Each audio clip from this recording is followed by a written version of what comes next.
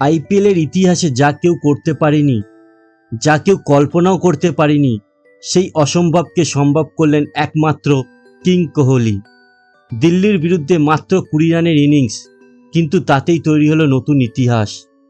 আইপিএলের সিংহাসনে এখন শুধুই বিরাটের রাজত্ব। 9000 রানের মাইল ফলক ছোঁয়া প্রথম ক্রিকেটার। কেন তিনি গোট, তা আজ আবার প্রমাণ হলো। বন্ধুরা, বিরাটের এই 9000 রানের সফর কিন্তু একদিনে আসেনি। চলুন দেখে নিই বিরাটের আইপিএল ক্যারিয়ারের এমন কিছু রেকর্ড যা শুনলে আপনিও বলবেন king Kohli is the best. IPL ইতিহাসে প্রথম ব্যাটার হিসেবে 9000 রানের রেকর্ড গড়লেন বিরাট। আর এই তালিকায় আশেপাশেও কেউ নেই। শিখর ধাওয়ান বা ডেভিড ওয়ার্নার অনেক পিছিয়ে আছেন। 2016 সালে সেই অবিশ্বাস্য কথা মনে আছে?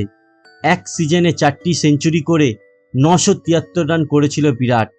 8 বছর পেরিয়ে গেল, আজও এই রেকর্ড কেউ ভাঙতে পারেনি, কেউ এর ধারে কাছেও যেতে পারেনি।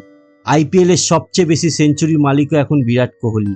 একের পর এক সেঞ্চুরি হাঁকিয়ে তিনি নিজেকে নিয়ে গেছেন ধরাছোঁয়ার বাইরে। দিল্লির বিরুদ্ধে হয়তো বড় রান আসেনি, কিন্তু 23 রানই বিরাটকে ক্রিকেটের অমরত্বের তালিকায় পৌঁছে দিয়েছে।